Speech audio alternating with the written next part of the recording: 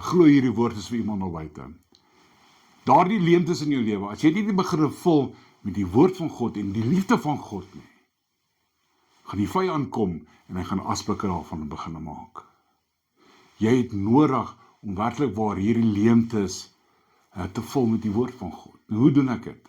Eerstens om die woord te bestudeer, om daarin myself in te lewe en te nader tot God deur hierdie woord, want hy spreek tog met ons deur sy woord. En dan om gehoorsaam te raak aan hierdie woord. En dan 'n baie belangrike ding ook, die bereidwilligheid van jou om dit uit te lewe, hierdie woord wat hy vir jou gee. Weet Efesiërs 4:27 sê, moenie die duiwel vasstrapplek gee nie. Hy gaan met jou kom mors. Jy het nodig om in woord te staan. Jy het nodig om daardie leemtes te vul met die liefde en die woord van God, sodat die vyand nie met jou kan kom mors nie. Weet Jakobus 1:22 sê, ons moet daders word van die woord. En ek dink ons het nodig om 'n bietjie minder te praat en meer te doen. Ons het nodig om hierdie woord uit te lewe wat die Here op ons pad sê. En onthou, hierdie jaar is die jaar van gehoorsaamheid.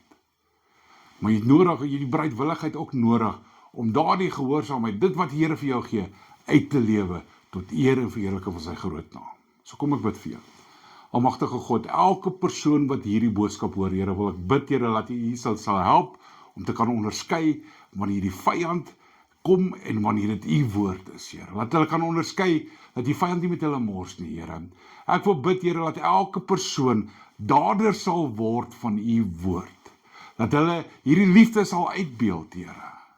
Dat hulle U woord kragtig en in hoop met dit wat U vir hulle gegee het, sal uitlewe, Here. Ter opbouing van die evangelie, Here. Ek bid Vader dat U julle sal rig en sal lei op hierdie pad, Here.